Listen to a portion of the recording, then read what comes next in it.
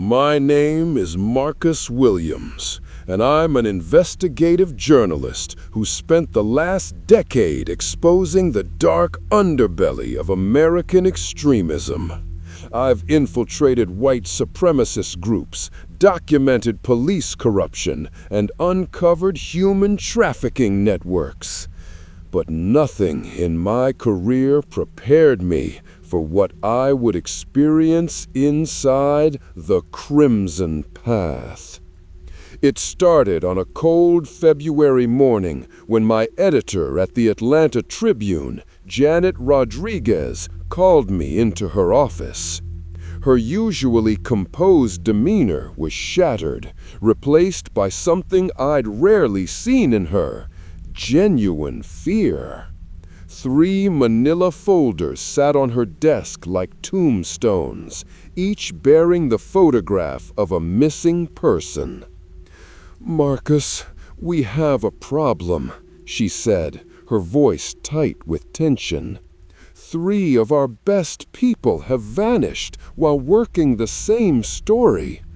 I need someone I can trust to find out what happened to them. I picked up the first folder. Thomas Bradley, 29, a brilliant investigative reporter who'd won a Pulitzer for his exposé on corporate corruption. He'd disappeared 8 months ago while investigating reports of a religious commune in rural Oregon. The second folder contained details about Maria Santos, 35, a veteran journalist known for her fearless reporting on dangerous cults. She'd vanished 6 months later, following the same lead. The third was James Patterson, 31, a former military journalist who'd gone missing just 3 months ago. They were all investigating the Crimson Path, Janet continued, sliding a thick file across her desk. On the surface, it's registered as a spiritual retreat center focused on racial healing and societal transformation. But we've been getting reports that suggest something much darker is happening there. I opened the file and felt my blood run cold. Police reports of missing persons, all young adults from diverse backgrounds who joined the group and then seemingly vanished from existence? Financial records showing massive donations from members who'd liquidated their entire life savings. Most disturbing were the testimonies from the few people who'd managed to escape, stories of psychological torture, forced labor, and preparations for something they called the Great Cleansing. "What makes this personal," Janet said, her voice dropping to a whisper, "is that we received these yesterday." She handed me 3 identical letters, each written in the same flowing script. The message was chilling in its simplicity. "Your colleague has found their true purpose with us. They have transcended their former existence. Do not seek what should remain hidden." "The FBI won't touch it," Janet explained. "Officially, these are adults who chose to disappear. The cult has lawyers, political connections, and they're careful to stay within legal boundaries. But Marcus, I know these people. Tom was planning his wedding. Maria had just adopted a daughter. James was supporting his elderly parents. None of them would just abandon their lives." I studied the photographs of my missing colleagues, feeling the familiar fire that drove me to pursue dangerous stories. But this felt different, more personal. As a Black journalist, I'd seen how cults and extremist groups operated, how they preyed on people's vulnerabilities and twisted their pain into something destructive. "What's my cover?" I asked, though part of me already dreaded the answer. Janet pulled out another file, this one containing my new identity. You'll be Marcus Johnson, a former social worker from Detroit who's struggling with PTSD after witnessing a mass shooting at a community center where you worked. You've lost your faith in the system. You're dealing with survivor's guilt, and you're searching for meaning. You're exactly the kind of person they target: educated, idealistic, and emotionally vulnerable. The cover story was disturbingly plausible. She'd created fake employment records, medical documents detailing my supposed trauma, and even staged social media accounts showing a gradual descent into despair and spiritual seeking. The attention to detail was both impressive and terrifying. Your extraction code is "the path leads nowhere," Janet continued. If you can get that phrase to us in any form, text, email, phone call, even a social media post, we'll know you're in immediate danger and we'll coordinate with federal authorities for extraction. But Marcus, once you're inside, you'll be completely on your own. We won't be able to contact you or help you until you give us that signal. I spent the next 3 weeks immersing myself in my cover identity, studying everything I could about the Crimson Path. What I discovered made my skin crawl.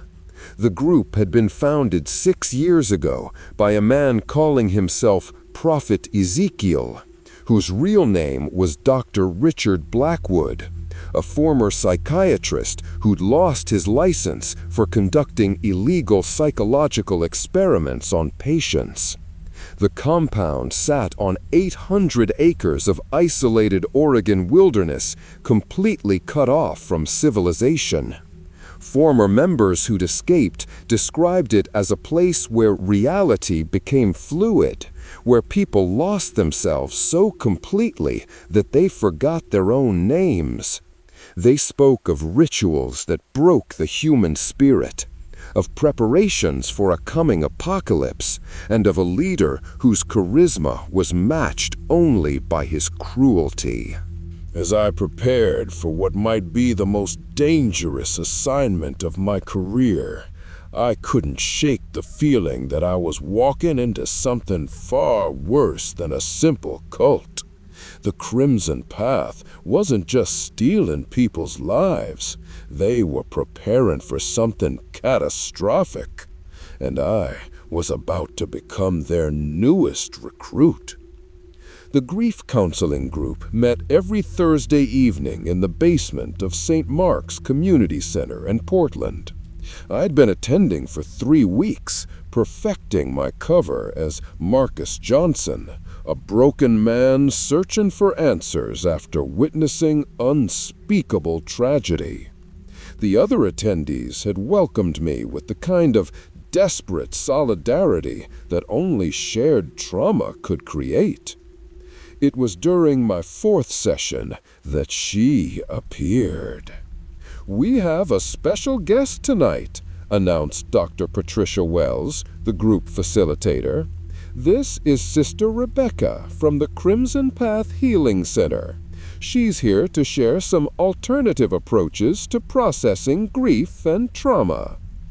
Sister Rebecca was a woman in her early 40s with prematurely gray hair and the kind of serene smile that immediately put you on edge.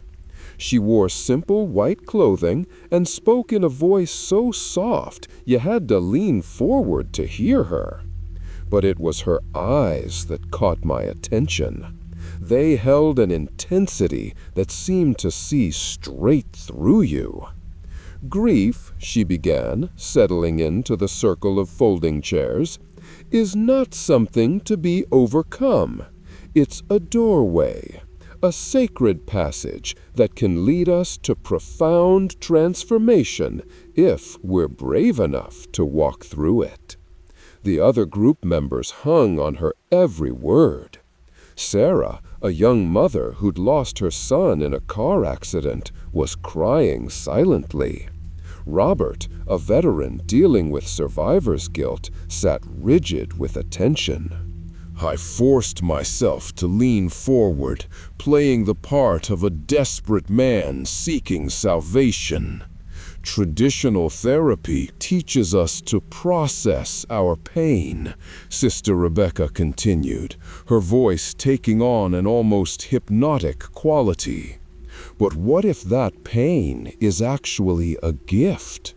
What if the universe is trying to strip away everything false about us so we can discover our true purpose?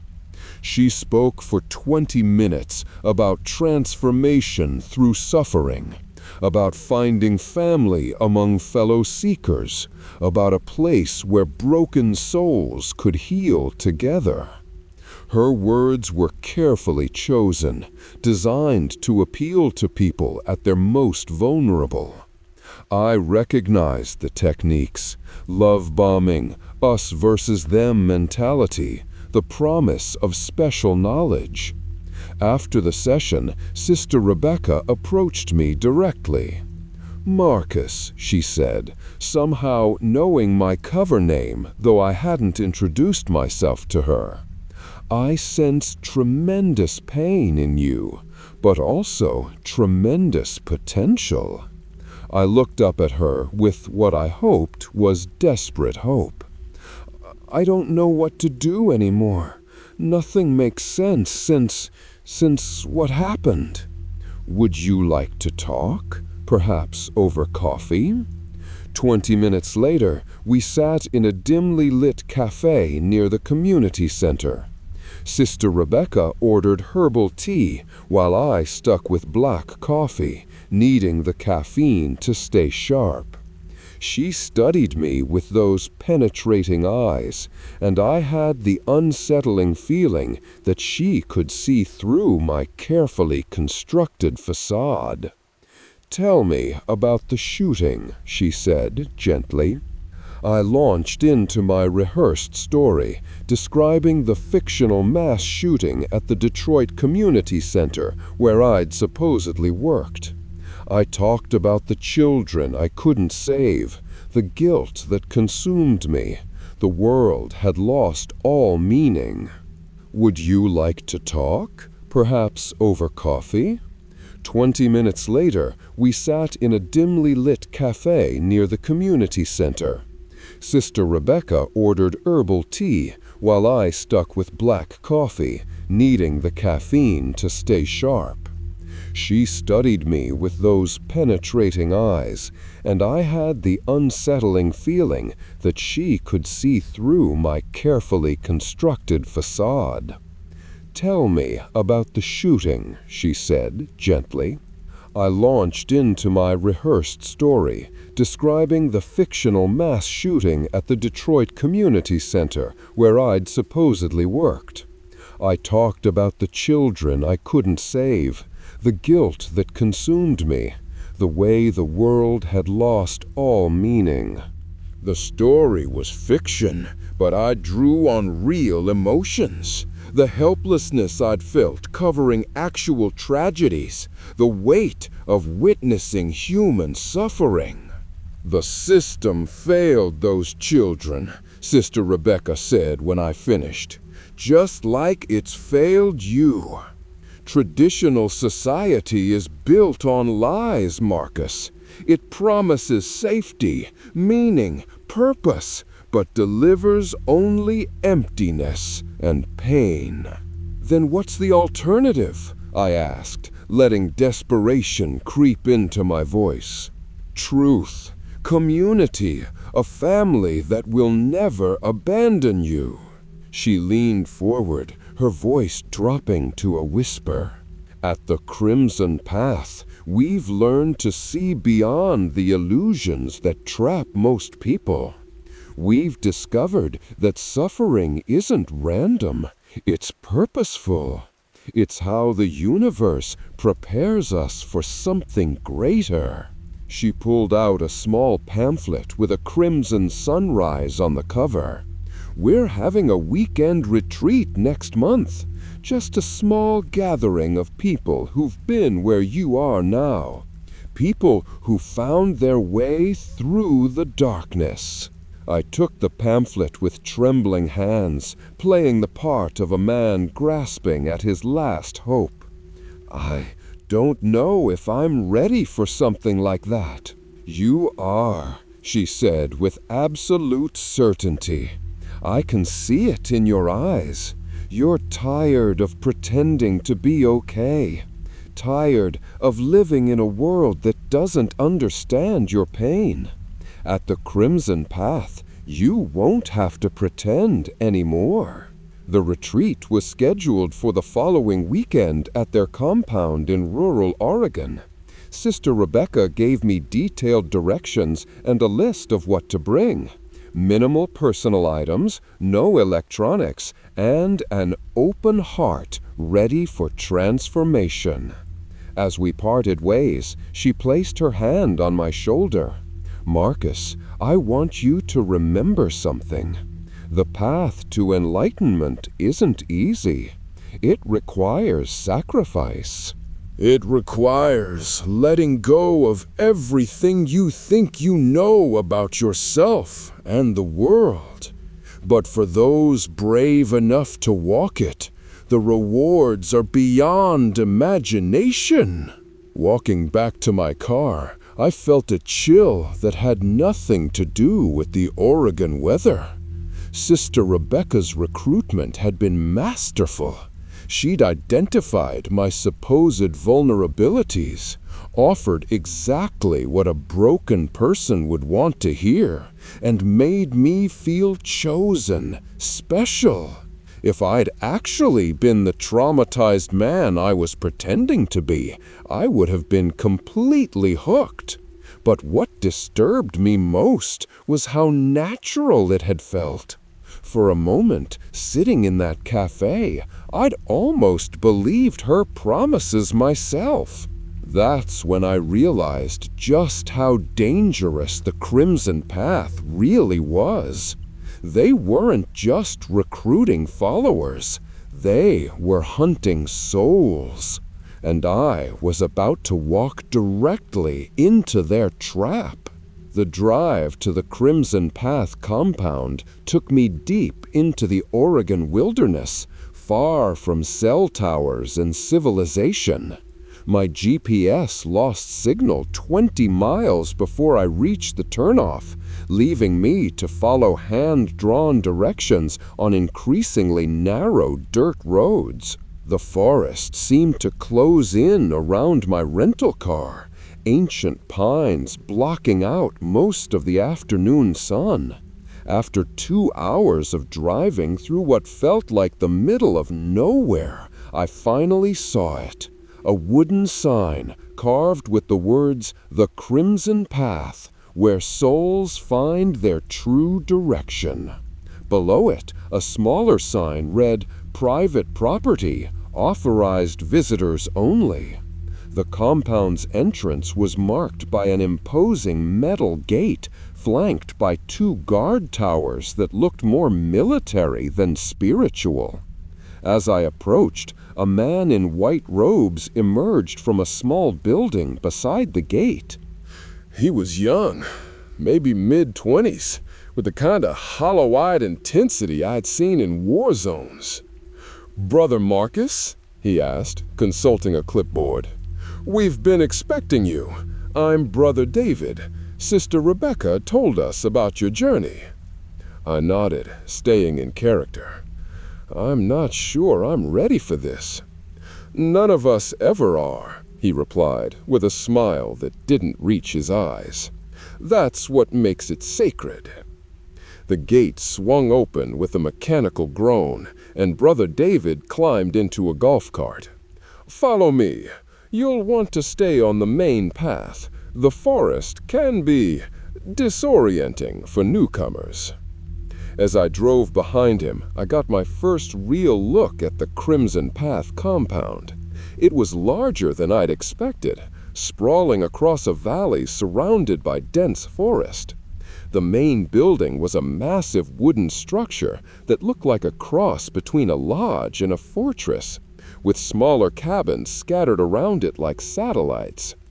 Everything was painted in shades of white and crimson, giving the place an unsettling uniformity. But it was the people that made my skin crawl.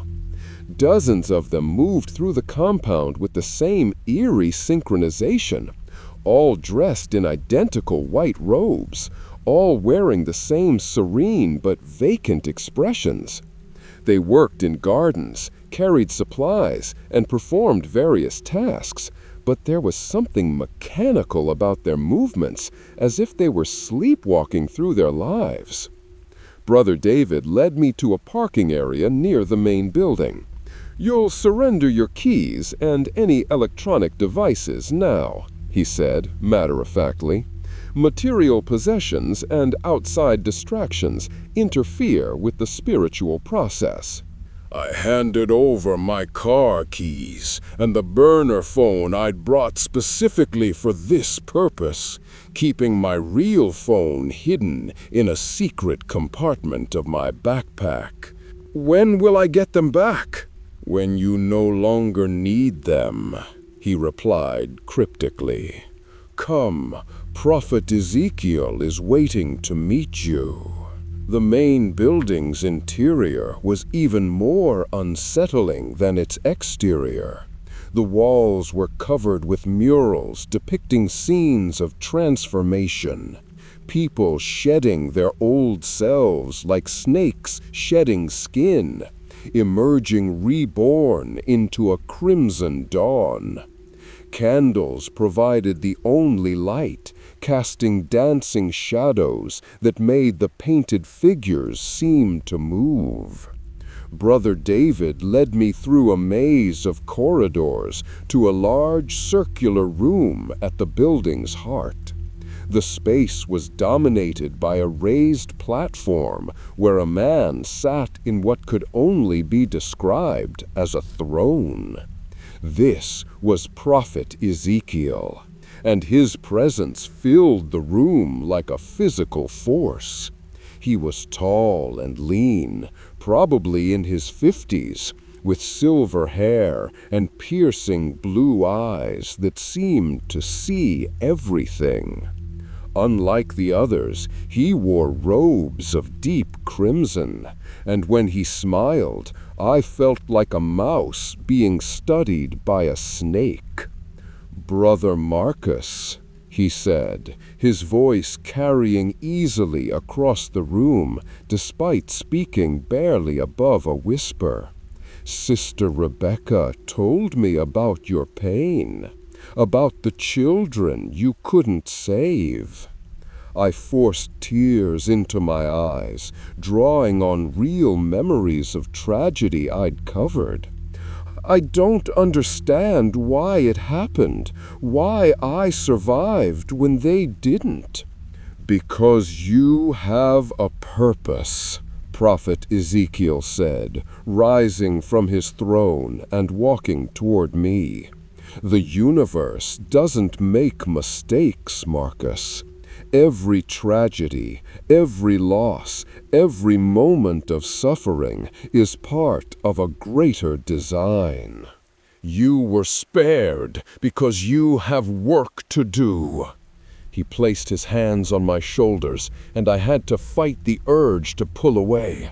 His touch felt wrong somehow, too cold, too possessive.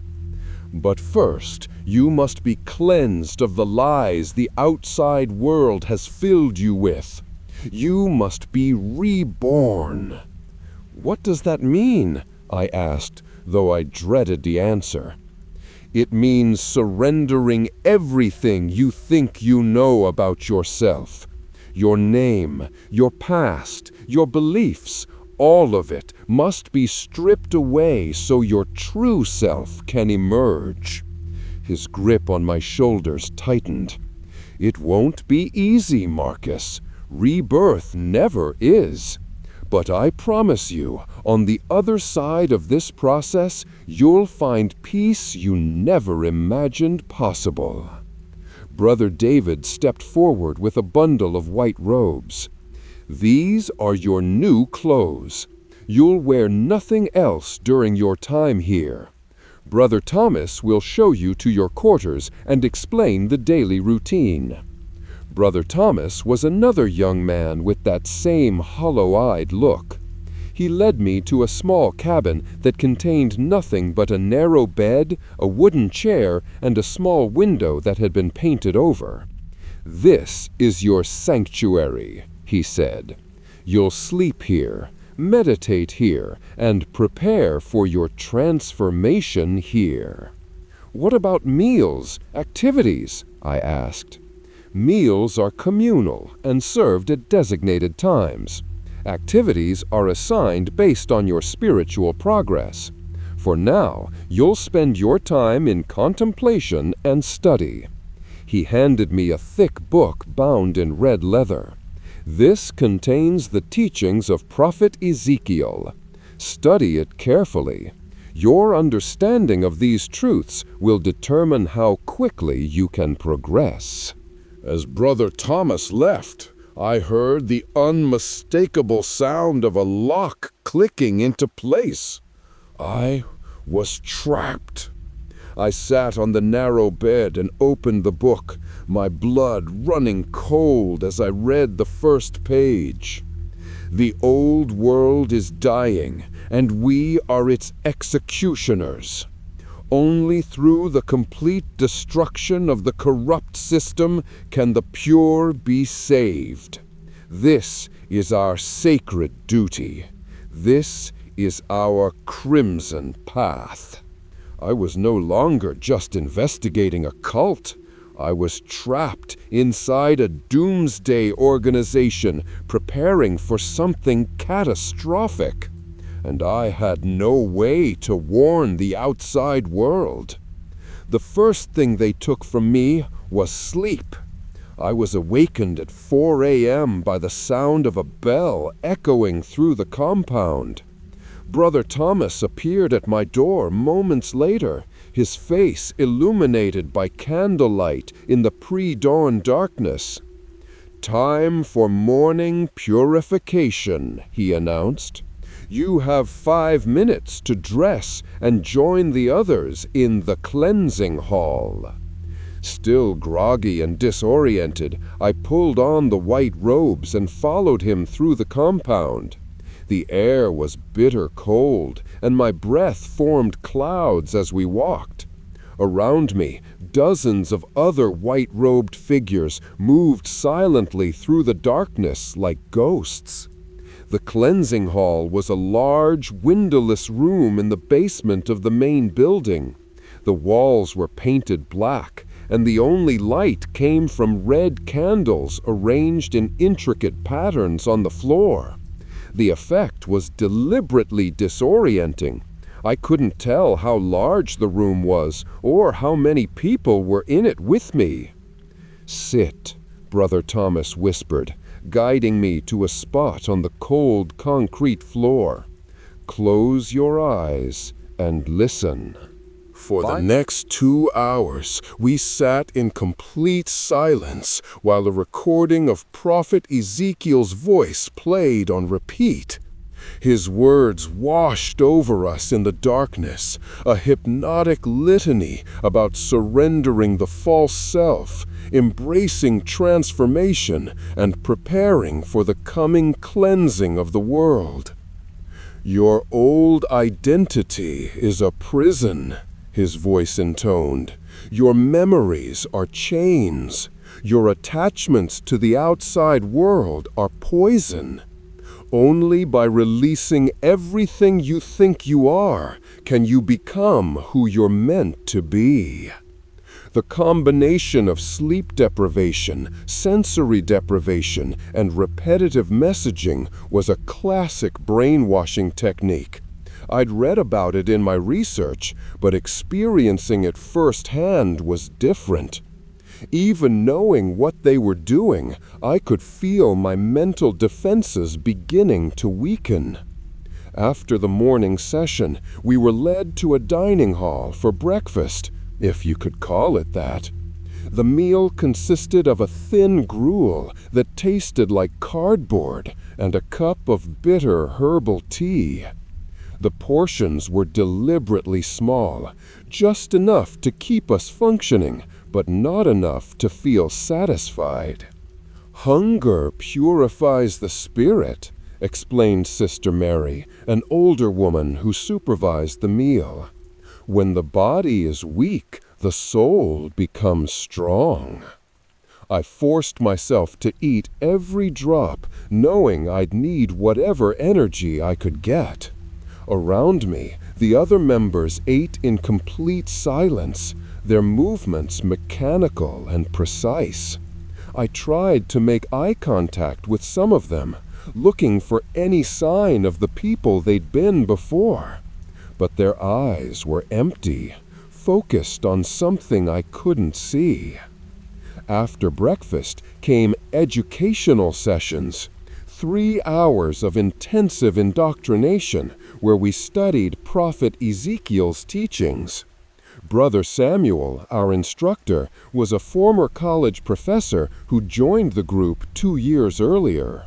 He still retained some of his academic mannerisms, but there was something broken about him, as if his intellect had been rewired to serve the cult's purposes.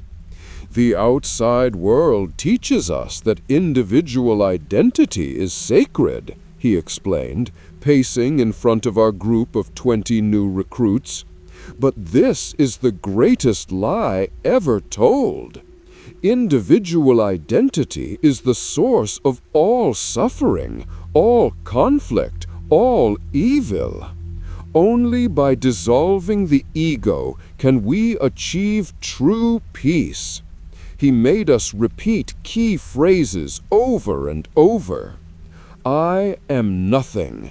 I am everything. I surrender my false self. I embrace the crimson path."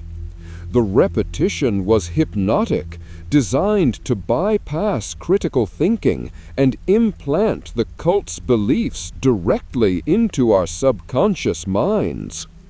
During lunch, another meager portion of flavorless food, I tried to engage some of the other new recruits in conversation.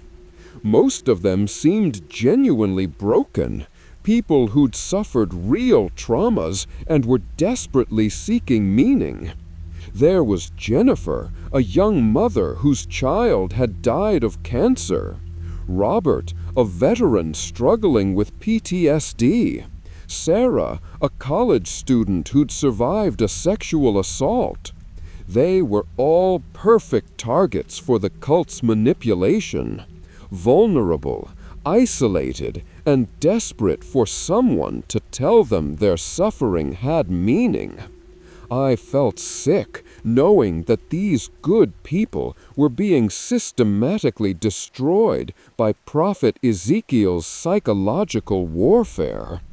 The afternoon brought work therapy, manual labor disguised as spiritual practice. I was assigned to the kitchen, where I spent 4 hours washing dishes and preparing food under the watchful eye of Brother Michael. The work was deliberately exhausting, designed to break down our physical resistance while keeping us too busy to think critically.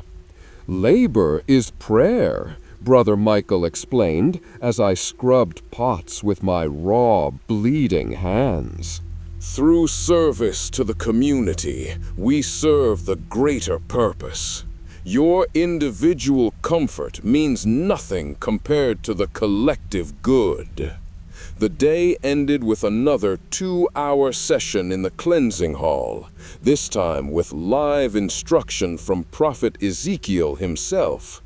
He spoke about the corruption of the outside world, the coming apocalypse, and our role as the chosen few who would survive to build a new society. "The old world is dying," he said, his voice echoing in the darkness.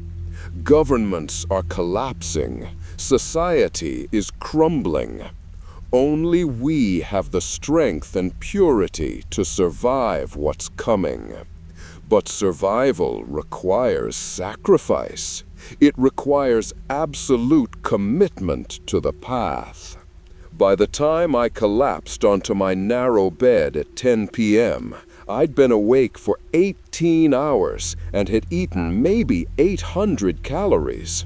My body ached, my mind was foggy, and despite my training and preparation, I could feel the cult's programming beginning to work on me. This was only my first day, and already I understood how 3 experienced journalists could have disappeared without a trace. The Crimson Path wasn't just recruiting followers. They were systematically erasing people's identities and rebuilding them from scratch. And I was next. By my second week at the compound, the constant sleep deprivation and malnutrition had begun to take their toll. My thoughts moved like thick syrup, and I found myself struggling to maintain the mental barriers that separated Marcus Williams, the journalist, from Marcus Johnson, the broken seeker. The cult's programming was insidious, designed to exploit the very human need for belonging and purpose. It was during my third week that Brother Samuel approached me after an educational session. "Prophet Ezekiel has been watching your progress," he said, his voice carrying a note of reverence whenever he spoke their leader's name. "He believes you're ready for the next level of understanding." I looked up at him with what I hoped was eager anticipation, rather than the dread I actually felt. "What does that mean?" "It means you've proven your commitment to shedding your false identity. Tonight, you'll join the inner circle for a special ceremony. Consider it an honor. Most people spend months here before they're deemed worthy." That evening, instead of the usual group session in the cleansing hall, Brother Samuel led me and 5 other advanced members to a different part of the compound I'd never seen before. We walked through a series of underground tunnels that connected the main building to a smaller structure hidden deep in the forest. The building we entered was unlike anything else at the compound. While the other structures were rustic and simple, this place felt ancient and wrong. The walls were covered in symbols I didn't recognize, carved deep into the wood, and painted in what looked suspiciously like dried blood. Candles flickered in alcoves, casting dancing shadows that seemed to move independently of their flames. "Welcome to the sanctum," Brother Samuel whispered. "This is where the true work happens, where we commune with forces beyond the material world." The main chamber was circular, with a raised platform in the center, surrounded by concentric rings of stone benches. About 30 people sat in the outer rings. These were the inner circle members, and they looked different from the regular followers. Their eyes held a fanatical intensity that made my skin crawl, and many of them bore strange scars on their arms and faces. At the center of it all sat Prophet Ezekiel, but he too seemed different here. Gone was the serene spiritual leader facade. In its place was something darker, more primal. His crimson robe seemed to absorb the candlelight, making him appear as a void in the center of the room. "Brothers and sisters," he began, his voice carrying easily through the chamber, "tonight we welcome new souls into our sacred work. They have proven their dedication to the path. They have shed their false selves and embraced the truth of what's coming." He gestured for us newcomers to approach the platform. As I walked forward, I noticed that the floor was covered in intricate patterns carved into the stone. symbols that hurt to look at directly, as if they were designed to confuse and disorient. "Marcus," Prophet Ezekiel said, fixing me with those piercing blue eyes, "you've come far since that broken man who arrived at our gates. Tell us, what have you learned?" I drew on my weeks of observation and the cult's own teachings. "I've learned that everything I thought I knew was a lie, that my individual identity was a prison keeping me from my true purpose, that the outside world is corrupt and dying, and only through the crimson path can I find salvation." Prophet Ezekiel smiled, but there was no warmth in it. "Good, but words are easy, Marcus. Tonight we test your commitment with action." Brother Samuel stepped forward, carrying a wooden box. Inside, nestled in red velvet, was a curved knife with symbols etched into its blade. The metal seemed to drink in the candlelight, appearing almost black in the flickering illumination. "The first test is simple," Prophet Ezekiel continued. "You must mark yourself as one of us, a permanent reminder that you've chosen the path over the world." He pointed to a young woman in the front row.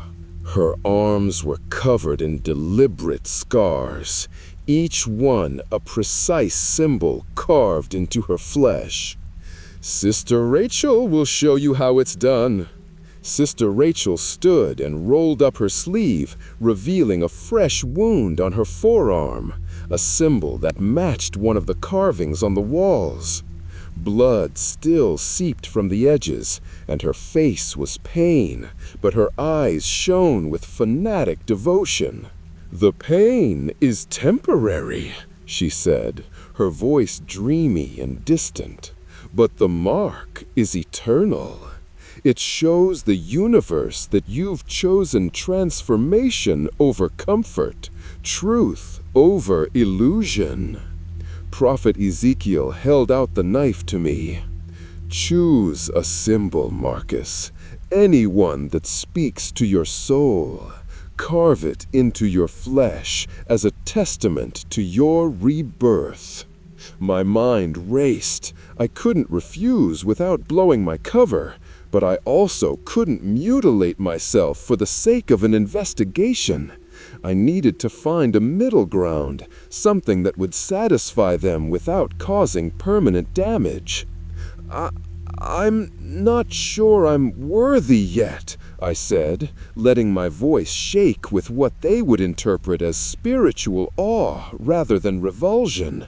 "This is such a sacred act. What if I choose wrong? What if I'm not pure enough?" Prophet Ezekiel studied me for a long moment, and I held my breath, wondering if I'd overplayed my hand.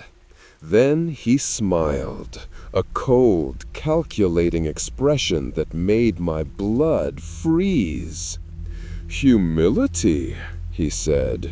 "How refreshing. Very well, Marcus. Your caution shows wisdom. But understand this. The path requires sacrifice. If not tonight, then soon. The universe demands proof of our commitment." He turned to address the entire gathering. "Tonight, we have other business. The preparations for the great cleansing continue. Brother David, report on the recruitment efforts." Brother David stood from the front row. "We've identified 17 new targets in Portland and Seattle. All of them fit the profile. Isolated, traumatized, searching for meaning.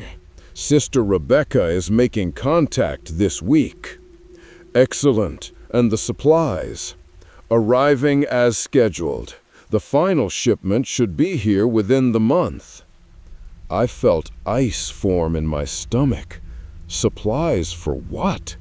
What was this great cleansing they kept referring to?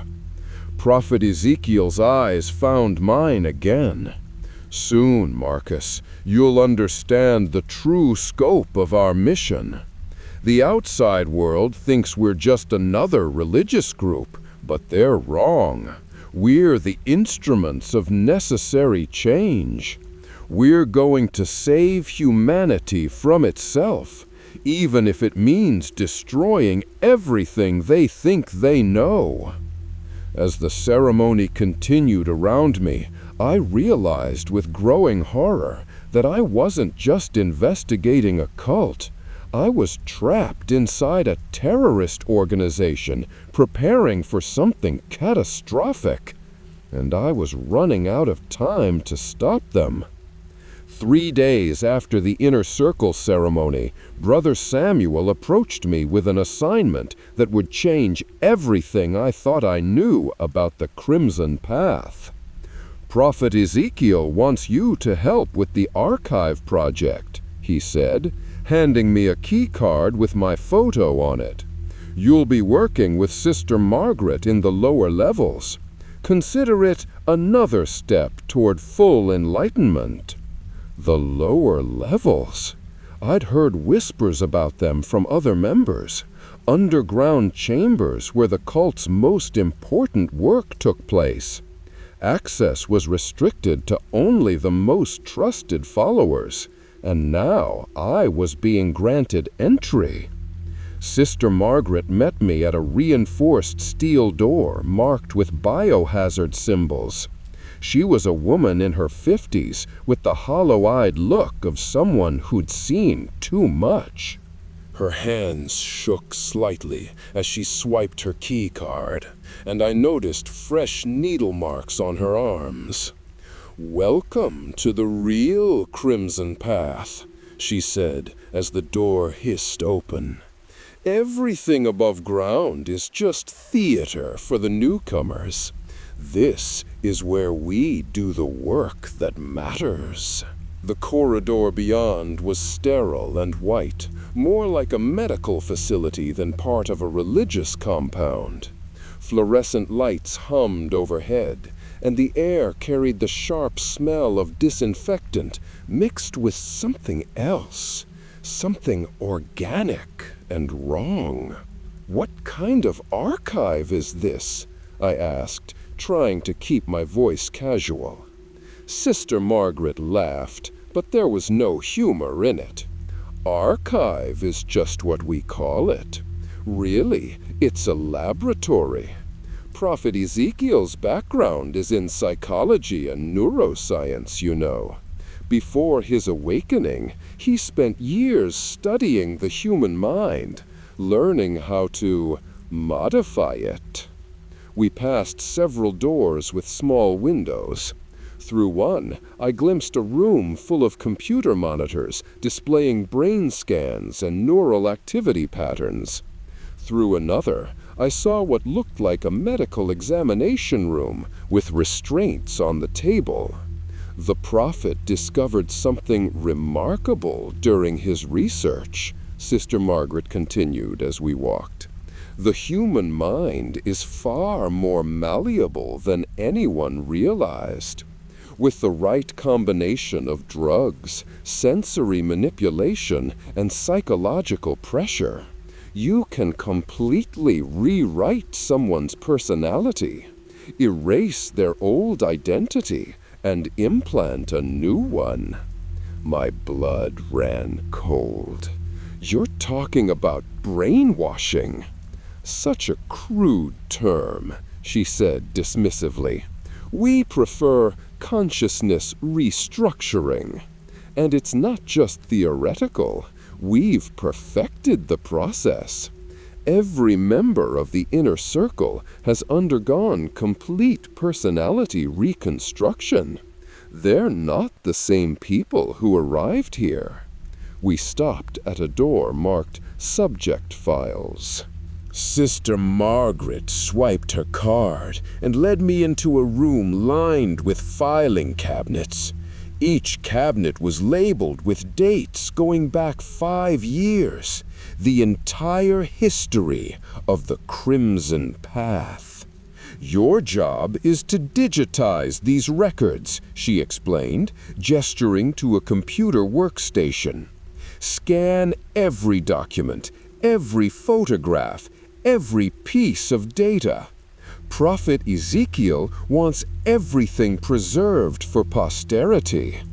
She left me alone with the files, and I immediately began searching for information about the missing journalists. It didn't take long to find what I was looking for, and what I discovered made me physically sick. Thomas Bradley's file contained detailed records of his consciousness restructuring. Photos showed his transformation from a confident, intelligent man into the hollow-eyed Brother Thomas who'd shown me to my quarters. The process had taken 3 months of systematic psychological torture, drug treatments, and something called neural pathway disruption. Maria Santos became Sister Mary, the woman who supervised our meager meals. Her file documented how they'd used her maternal instincts against her, convincing her that caring for the cult members was the only way to honor her adopted daughter's memory. James Patterson's transformation was the most disturbing. He'd become Brother Michael, the kitchen supervisor, but his file revealed that he'd initially resisted the process. The records showed escalating levels of intervention, electroshock therapy, sensory deprivation, and experimental drugs that had left him with permanent neurological damage. But the missing journalists were just the beginning. File after file documented the systematic destruction and reconstruction of hundreds of people over the past 5 years. Teachers, doctors, engineers, social workers, all of them transformed into obedient servants of Prophet Ezekiel's vision. As I continued scanning, I found files that revealed the true scope of their operation. The Crimson Path wasn't just a cult. It was a recruitment and training center for something much larger. They were building an army of programmed followers, people whose original personalities had been completely erased and replaced with fanatical devotion to the cause. The most chilling discovery came in a file labeled Phase 3 Implementation. It outlined a plan called the Great Cleansing, a coordinated attack on multiple targets across the Pacific Northwest. The cult had been stockpiling weapons, explosives, and biological agents. Their goal wasn't just mass suicide like other doomsday cults. They planned to take as many unenlightened people with them as possible. The timeline showed they were less than 2 months away from implementation. Sleeper agents, former members who'd been programmed and then sent back into society, were already in position at key infrastructure points. When Prophet Ezekiel gave the signal, they would simultaneously attack power plants, water treatment facilities, hospitals, and schools. I found a map showing the planned targets, and my hands shook as I realized the scope of the devastation they intended. Hundreds of thousands of people would die in the initial attacks. The resulting chaos and infrastructure collapse would kill hundreds of thousands more. But perhaps most terrifying was a section labeled Recruitment Acceleration. They weren't just planning to attack. They were planning to use the chaos to recruit more followers. In the aftermath of the Great Cleansing, when society was collapsing and people were desperate for answers, the Crimson Path would present itself as humanity's salvation. I quickly photographed as many documents as I could with a hidden camera I'd smuggled in, but I knew I was running out of time. Sister Margaret would return soon, and I needed to find a way to get this information to the outside world. As I worked, one final file caught my attention, my own. They'd been watching me more closely than I'd realized, documenting my responses to their programming, noting my exceptional resistance to standard conditioning protocols. The final entry, dated just yesterday, made my blood freeze. Subject shows signs of deception. Recommend immediate transfer to Phase 2 reconditioning. Authorization pending from Prophet Ezekiel. They knew. Somehow they'd figured out that I wasn't who I claimed to be. And Phase 2 reconditioning, based on what I'd seen in the other files, meant complete personality destruction. I was running out of time, and the lives of hundreds of thousands of people hung in the balance. The summons came at 3 a.m., delivered by Brother David with an urgency that made my stomach clench with dread. I'd been expecting this moment since discovering my file in the archive, but that didn't make it any less terrifying. Prophet Ezekiel requires your immediate presence in the sanctum, Brother David said, his voice carrying an edge I'd never heard before. Bring nothing. Come as you are. I followed him through the dark compound, my mind racing through possible escape scenarios. But the forest surrounding us was vast and hostile, and I had no idea how far we were from civilization. Even if I could get past the guards, I'd likely die of exposure before reaching help. The sanctum was different at this hour. The usual candles had been replaced with harsh spotlights that created stark shadows and eliminated any sense of mystical atmosphere. About a dozen inner circle members sat in the stone benches, their faces grim and expectant. At the center, Prophet Ezekiel waited on his platform, but he wasn't alone. Kneeling beside him was a young woman I recognized from the dining hall, one of the newer recruits who'd arrived just days after me. Her name was Lisa, a college student who joined after her parents died in a car accident. She was maybe 20 years old, with blonde hair and the kind of innocent face that made what was about to happen even more monstrous. Lisa's hands were bound behind her back, and tears streamed down her face.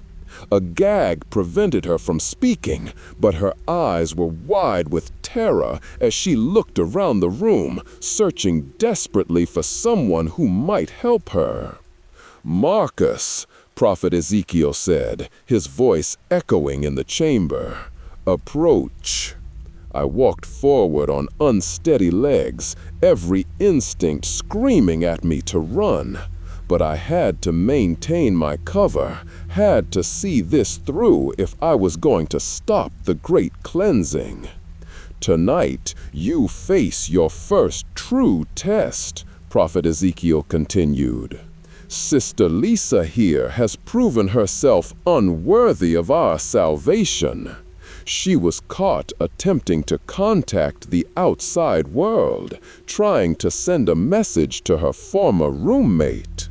My heart sank. Lisa had tried to do exactly what I'd been planning, reach out for help. And now she was going to pay the price for that courage. "The punishment for betrayal is severe," Prophet Ezekiel said, producing a small vial of clear liquid from his robes. "This contains a compound developed in our laboratories. It doesn't kill. Death would be too merciful. Instead, it destroys the neural pathways responsible for memory formation and emotional processing. The subject becomes a blank slate, capable of following simple commands, but incapable of independent thought." He held out the vial to me.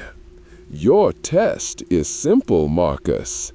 Administer this to Sister Lisa. Prove your loyalty to the path by helping us save her from her own weakness." The chamber fell silent, except for Lisa's muffled sobs. Every eye in the room was fixed on me, waiting to see what I would do. I could feel the weight of their expectations, the test that would determine whether I lived or died, whether I could continue my mission or join the ranks of the mindless drones they'd created. I took the vial with trembling hands, my mind racing through possibilities. If I refused, they'd know I was a fraud. They'd subject me to the same fate as Lisa, or worse. But if I went through with it, I'd be destroying an innocent young woman's mind to protect my cover. I'm not sure I'm worthy of such an honor," I said, stalling for time. "This seems like something that should be done by someone more experienced, more pure." Prophet Ezekiel's eyes narrowed. "Humility is admirable, Marcus, but this isn't a request. This is a command. The path requires sacrifice from all of us. Sometimes we must do terrible things to serve the greater good."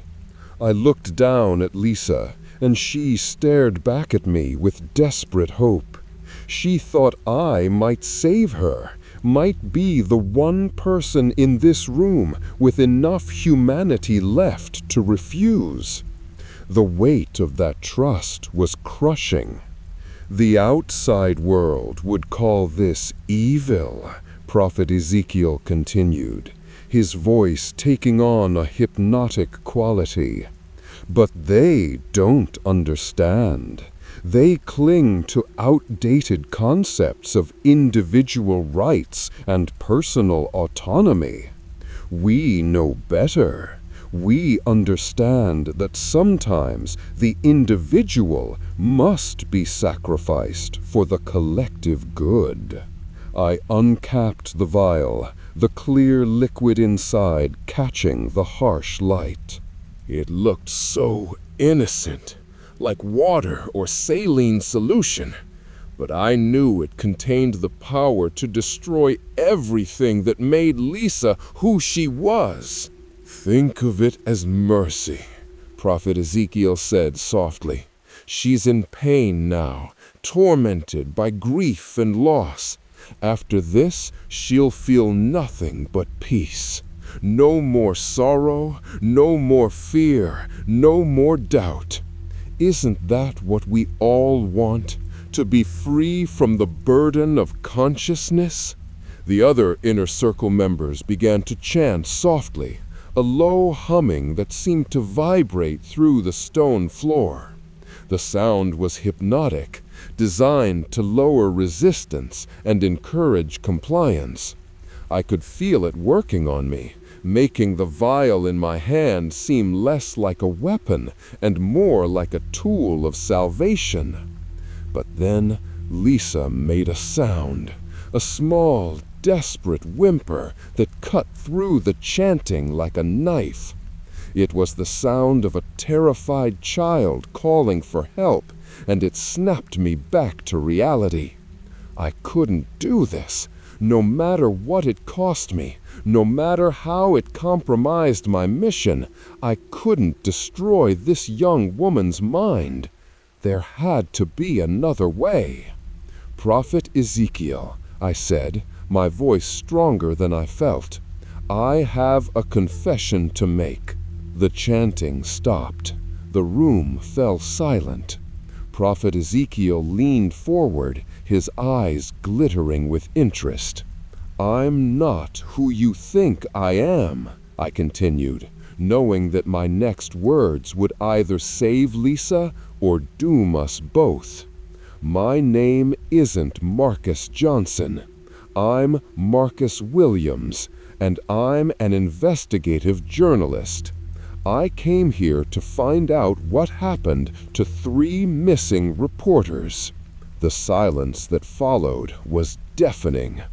Then Prophet Ezekiel began to laugh, a sound so cold and cruel it made my skin crawl. "Oh, Marcus," he said, wiping tears from his eyes. "Did you really think we didn't know?"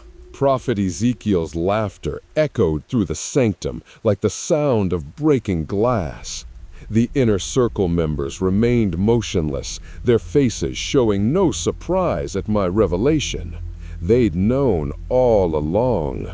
"Marcus Williams, investigative journalist for the Atlanta Tribune," Prophet Ezekiel said, rising from his throne. "Age 32, graduated from Northwestern University, specializes in exposing extremist organizations. You've infiltrated white supremacist groups, documented police corruption, and uncovered human trafficking networks." My blood turned to ice. He knew everything, not just my cover identity, but my real background, my career, my methods. How was that possible? "You're wondering how we know," he continued, walking slowly around Lisa's kneeling form. "The answer is simple. We've been watching you for months, Marcus. Ever since your editor started asking questions about our missing colleagues." He gestured to Brother David, who stepped forward carrying a tablet. The screen showed surveillance photos of me, leaving my apartment in Atlanta, meeting with sources, even sitting in Janet's office the day she gave me this assignment. "We have people everywhere, Marcus. Former members who've been programmed and sent back into the world.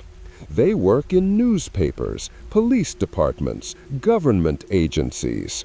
When Janet Rodriguez started investigating the Crimson Path, we knew within hours. The implications hit me like a physical blow. If they had infiltrated law enforcement and media, then my extraction signal might never reach the right people. Even if I could somehow get word out, it might go directly to one of their sleeper agents. The 3 journalists who came before you," Prophet Ezekiel continued, "they thought they were so clever. Thomas Bradley believed his cover as a grief counselor would fool us. Maria Santos was convinced her fake identity as a domestic abuse survivor was perfect. James Patterson actually thought his military background would help him resist our conditioning." He laughed again, the sound making Lisa flinch. "They all made the same mistake you did, Marcus.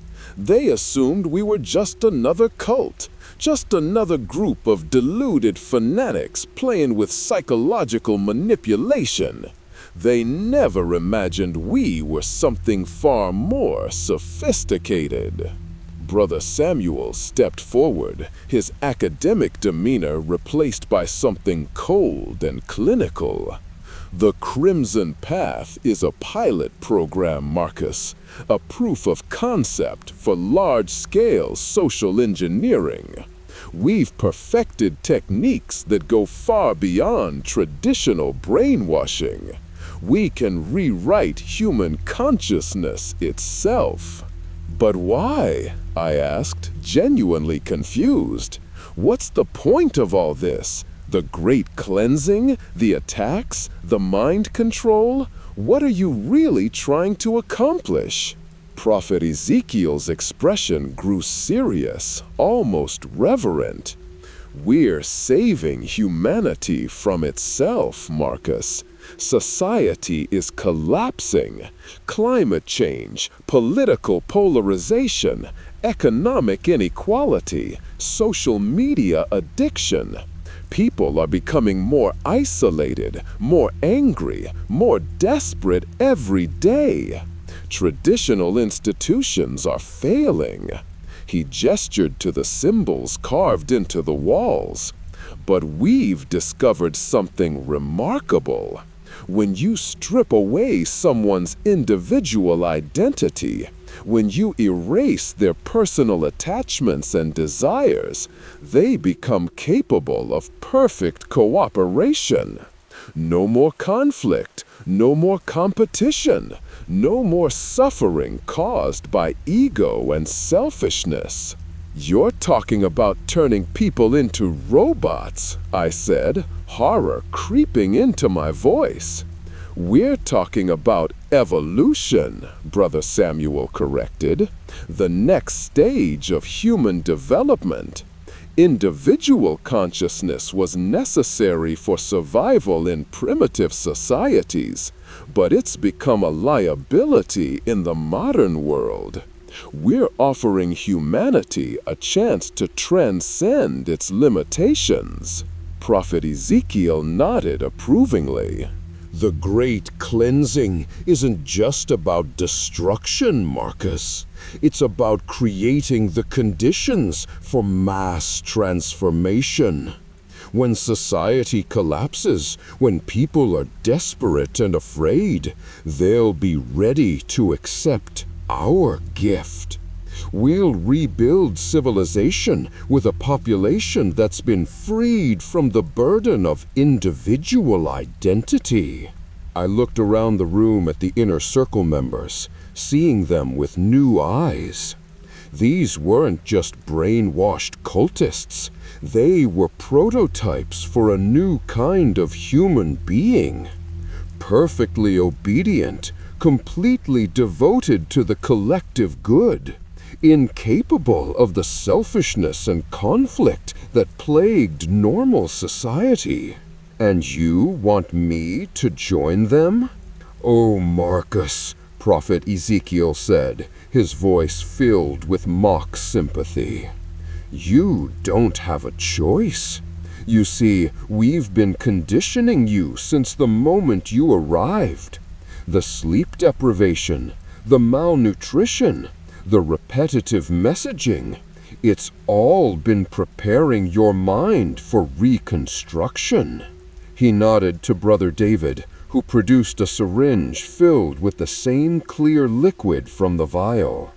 But first, you're going to complete your test. You're going to administer the neural disruptor to Sister Lisa. Consider it your final act as Marcus Williams before you become someone better. And if I refuse, then we'll inject you both and turn you into mindless drones. At least this way, you can save yourself the indignity of complete mental destruction. You'll retain some cognitive function, some sense of self. You'll just be redirected toward more productive purposes. I looked down at Lisa, who was staring at me with desperate hope. She still believed I might save her, might find some way out of this nightmare. But I was beginning to realize that there might not be a way out. Not for either of us. You have 30 seconds to decide, Prophet Ezekiel said, checking his watch. Inject Sister Lisa and join our cause willingly, or we'll inject you both and add you to our collection of empty shells. The syringe felt impossibly heavy in my hand. Around me, the inner circle members watched with the detached interest of scientists observing an experiment. To them, Lisa and I weren't people. We were just raw materials to be processed and repurposed. 20 seconds, 15, 10. I had to make a choice that would determine not just my fate and Lisa's, but potentially the lives of hundreds of thousands of people who would die in the Great Cleansing. And I was running out of time to find a third option. 5 seconds, Marcus, Prophet Ezekiel said, his voice cutting through my paralysis like a blade. I looked at the syringe in my hand, then at Lisa's terrified face, then back at the expectant expressions of the inner circle. In that moment of absolute desperation, a memory surfaced, something I'd seen in the archive files but hadn't fully understood at the time. "Wait," I said, my voice stronger than I felt. "Before I do this, I need to understand something. The neural disruptor, it's not just about erasing memories, is it? There's something else." Prophet Ezekiel's eyebrows rose slightly. "Oh, and what makes you think that?" "The files I scanned mentioned neural pathway enhancement alongside the disruption protocols. You're not just destroying minds, you're preparing them for something specific." A slow smile spread across Prophet Ezekiel's face. "Very observant, Marcus. Yes, there is more to it. Much more." He gestured to Brother Samuel, who stepped forward with another tablet. The screen showed brain scans, before and after images of neural activity patterns. The after scans showed something that made my blood run cold. "The human brain," Brother Samuel explained in his clinical tone, "operates on electrical impulses. Thoughts, emotions, memories, they're all just patterns of neural firing. But what most people don't realize is that these patterns can be synchronized." The brain scans showed waves of activity moving in perfect unison across multiple subjects. It looked less like individual human consciousness and more like a hive mind. The neural disruptor doesn't just erase personality, Prophet Ezekiel explained. It prepares the brain to receive new programming. But more than that, it creates the capacity for direct neural linking. Our processed subjects don't just follow orders, Marcus. They share consciousness. I stared at the scans in horror. "You're creating a collective mind." "We're creating unity," he corrected. "Perfect cooperation. No more miscommunication, no more conflicting agendas, no more human error. When the Great Cleansing begins, our agents won't just be following a plan. They'll be executing it with perfect coordination, because they'll literally be thinking as one." Brother David stepped forward with another device, something that looked like a modified tablet connected to a series of electrodes. "This is the neural command interface," he explained. "Once a subject has been properly conditioned, we can upload instructions directly into their consciousness. They don't just obey orders. They experience them as their own thoughts and desires." The implications were staggering. This wasn't just about creating obedient followers. They were building a network of human drones that could be controlled remotely. The missing journalists, the inner circle members, potentially thousands of people across the country, all linked together in a vast web of shared consciousness. The beauty of it, Prophet Ezekiel said, his eyes gleaming with fanatic fervor, is that they don't even know they're being controlled. From their perspective, they're making free choices. They want to serve the cause, want to sacrifice themselves for the greater good. The programming feels like enlightenment. I thought about Brother Thomas, Sister Mary, Brother Michael, the hollow-eyed shells that had once been my missing colleagues. They weren't just brainwashed. They were literally no longer themselves. Their consciousness had been absorbed into something larger and more terrible. "How many?" I asked, my voice barely a whisper. "Currently? About 3,000 active nodes across the Pacific Northwest," Brother Samuel replied matter-of-factly. "But that's just the beginning.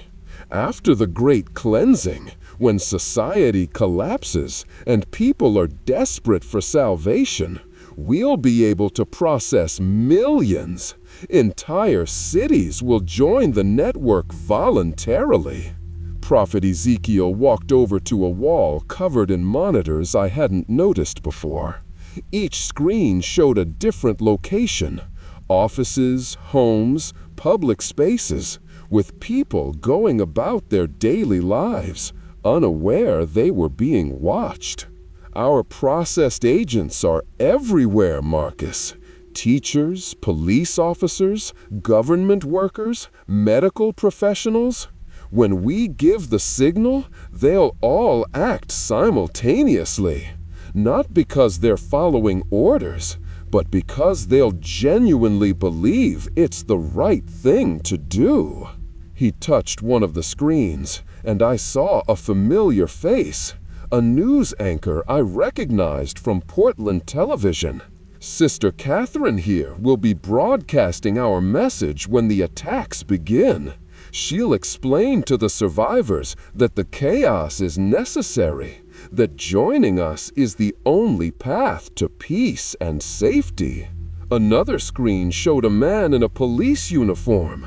Brother James will be coordinating the response to ensure maximum casualties and minimum interference with our operations. Screen after screen revealed the scope of their infiltration. They had people in hospitals who would prevent treatment of attack victims. People in emergency services who would delay response times. People in media who would control the narrative. The Great Cleansing isn't just about the initial attacks, Prophet Ezekiel explained. It's about what comes after. When the infrastructure collapses, when people are starving and afraid, our agents will guide them to processing centers. We'll present ourselves as humanity's salvation, and people will line up to join us. I felt sick as the full scope of their plan became clear. This wasn't just terrorism. It was a coordinated effort to collapse civilization and rebuild it as a hive mind. And they were less than 2 months away from implementation. Now, do you understand why your test is so important? Prophet Ezekiel asked, turning back to me. You're not just proving your loyalty. You're taking the first step toward joining something greater than yourself, something that will outlast nations, outlast governments, outlast the very concept of individual human consciousness.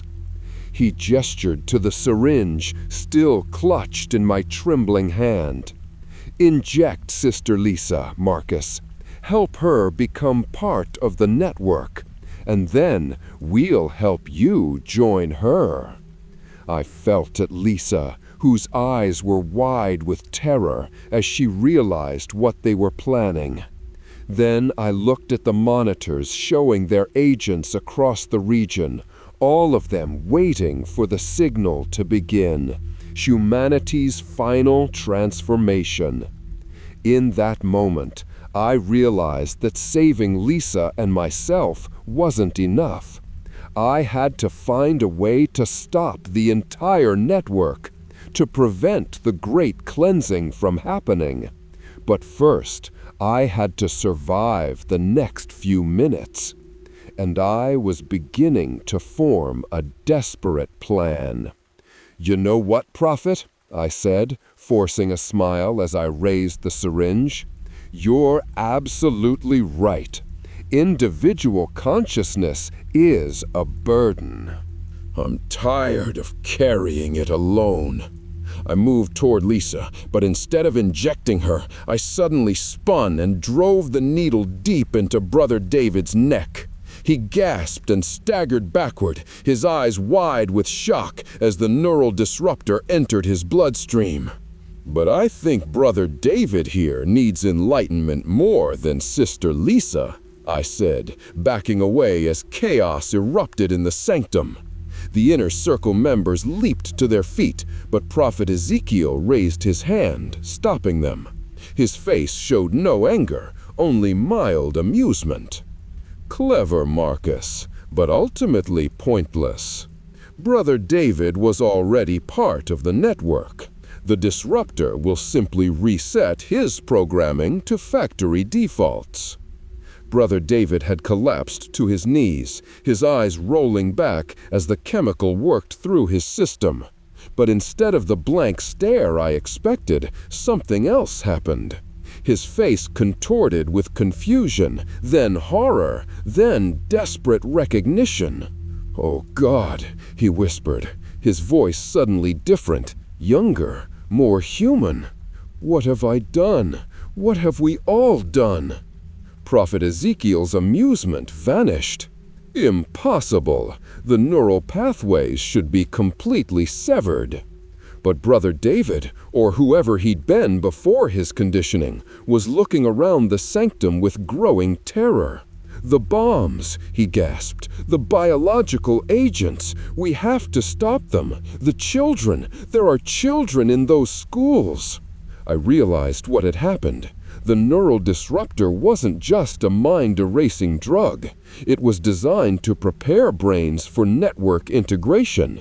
But when used on someone already in the network, it had severed his connection to the collective consciousness, allowing his original personality to resurface. "His name is David Chen," I said, pieces clicking together from the files I'd seen. "He was a CDC researcher who disappeared 2 years ago while investigating a bioweapons facility." "You didn't just recruit him. You stole his expertise to develop your biological agents." Prophet Ezekiel's face darkened. "Seize them both. Immediate processing. Maximum neural disruption."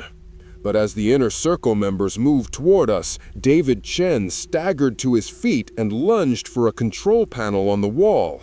His fingers flew over the interface with the muscle memory of his original training.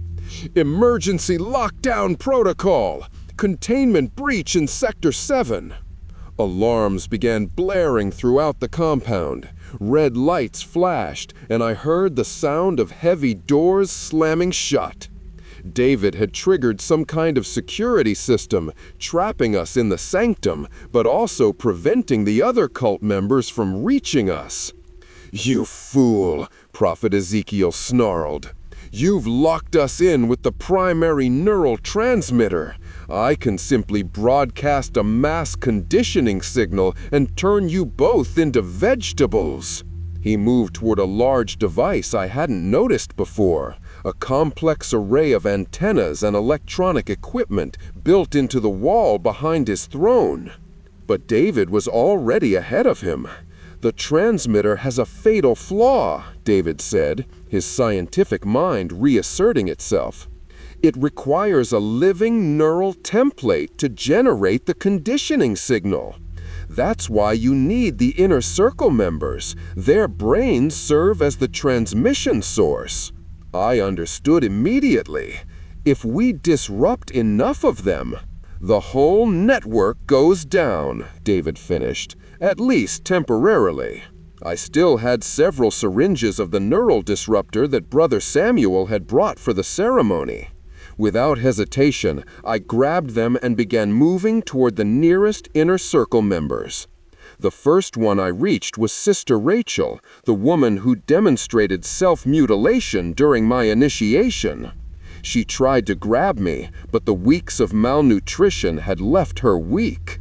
I drove the needle into her arm and watched as her fanatical expression melted into confusion. "My name is Rachel Morrison," she whispered, tears streaming down her face. "I was a social worker. I had a daughter. Where is my daughter?" Prophet Ezekiel was frantically working at the neural transmitter, trying to activate it before we could disrupt more of his network nodes. But David was sabotaging the control systems, his CDC training allowing him to understand the biological components of their technology. I injected 2 more inner circle members, watching as their original personalities began to surface. Each one remembered fragments of their former lives, their real names, their families they'd been forced to abandon. The collective consciousness that had bound them together was fracturing. "Stop!" Prophet Ezekiel roared. "You don't understand what you're doing. Without the network, without the unity we've created, humanity will destroy itself.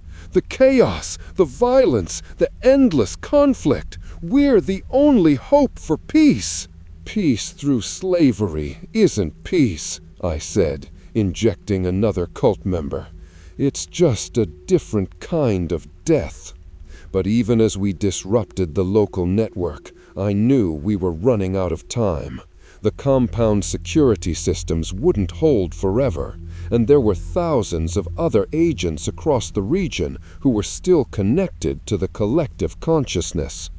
"David," I called out as I freed another victim from their mental prison, "how do we stop the great cleansing?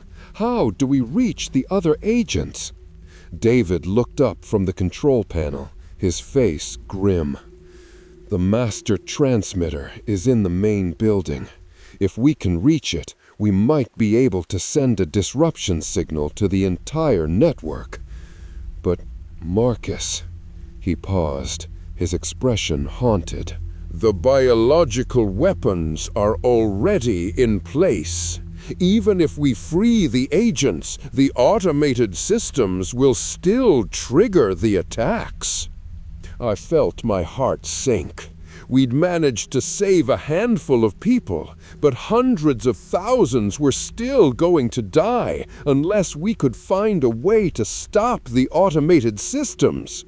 And we were trapped in an underground chamber with a madman who still believed he was saving the world. The lockdown alarm suddenly stopped, plunging the sanctum into an eerie silence. Prophet Ezekiel smiled coldly as he stepped away from the neural transmitter. "Did you really think a simple security lockdown would stop us?" he asked. "We've had years to prepare for every contingency." The heavy doors began to grind open, and armed figures in tactical gear poured into the chamber. But these weren't ordinary security guards. Their movements were too synchronized, too precise. They moved like a single organism with multiple bodies. "Meet our enforcement division," Prophet Ezekiel said proudly. "Former military and law enforcement personnel who've undergone advanced conditioning. They retain their tactical skills, but serve the collective will without question. David Chen grabbed my arm, his face pale with recognition. Those are the test subjects from the military trials. I helped design their conditioning protocols before, he shuddered, before they made me forget who I was. The tactical team surrounded us with mechanical precision, their weapons trained on our heads. But what disturbed me most was their eyes, completely empty, like looking into the void. These weren't people anymore. They were biological machines programmed for violence.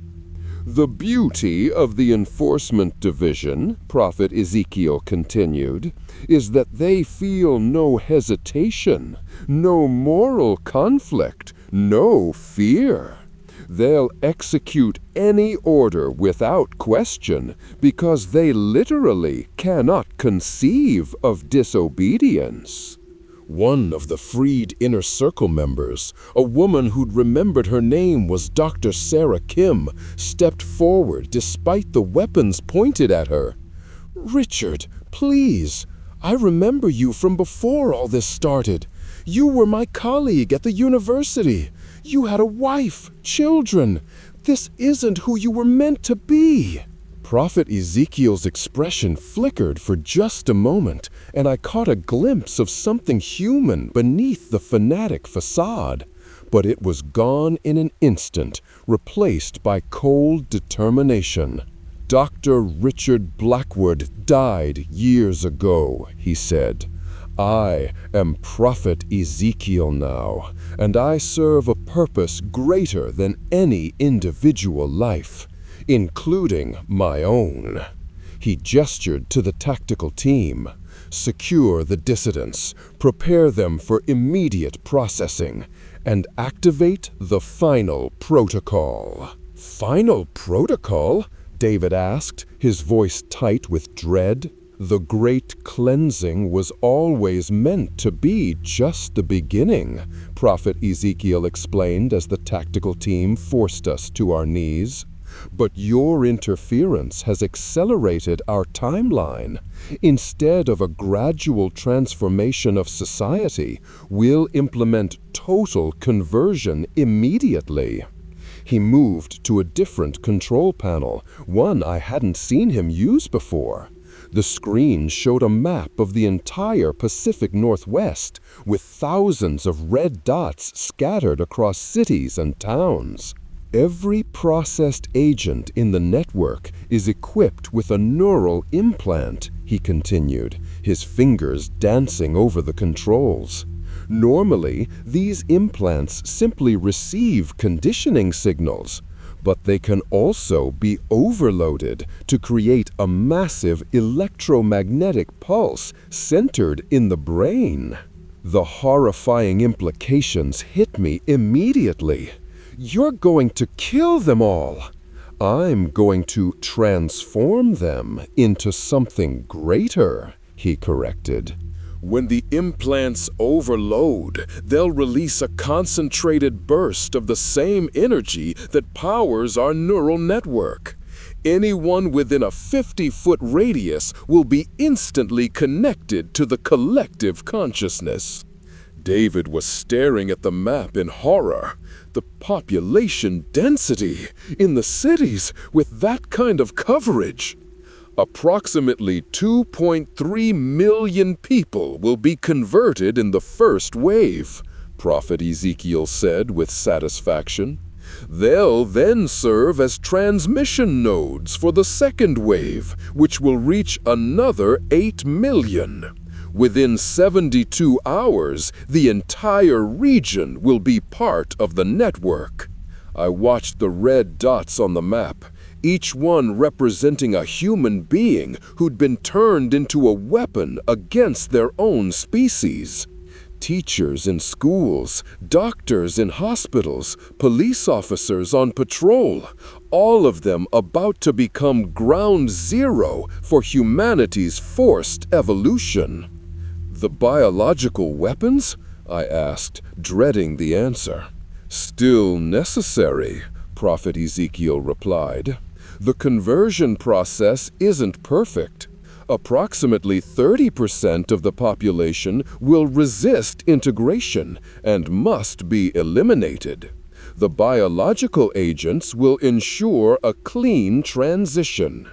He turned to face us, his eyes shining with fanatic fervor. Don't you see? This is humanity's greatest moment. We're about to transcend the limitations that have plagued our species for millennia. No more war, no more poverty, no more suffering caused by individual selfishness. Perfect unity, perfect peace, perfect order. Perfect slavery, Dr. Kim spat. You're talking about the extinction of human consciousness. I'm talking about evolution, Prophet Ezekiel countered. The caterpillar doesn't mourn when it becomes a butterfly. Why should humanity mourn when it becomes something greater? He began entering commands into the control system. The final protocol will activate in exactly 1 hour. That gives our agents time to reach optimal positions for maximum conversion efficiency. By dawn, the old world will be gone forever. I looked around desperately, searching for any way to stop what was happening. The freed Inner Circle members were being restrained by the tactical team. David was trying to reach another control panel, but was blocked by armed guards. Lisa was still bound and gagged, her eyes wide with terror as she realized the scope of the catastrophe about to unfold. You have a choice, Prophet Ezekiel said, turning back to us. You can join the network willingly and retain some measure of individual awareness, or you can resist and be absorbed completely. Either way, you'll be part of something beautiful. He held up a syringe filled with a different substance, this one glowing with an eerie blue light. This is the integration serum. It will prepare your minds for immediate network connection. You'll experience the unity firsthand, feel the peace of collective consciousness. He held up a syringe filled with a different substance, this one glowing with an eerie blue light. This is the integration serum. It will prepare your minds for immediate network connection. You'll experience the unity firsthand, feel the peace of collective consciousness. The countdown timer on his screen showed 58 minutes and 37 seconds. 58 minutes until 2.3 million people were forcibly converted into a hive mind. 58 minutes until the biological weapons were released.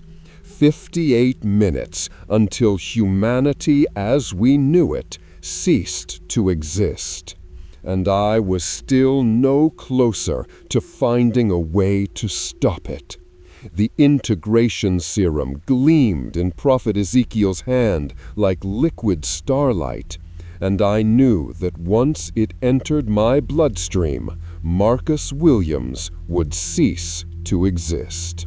But as he approached with the syringe, I noticed something he'd missed in his moment of triumph.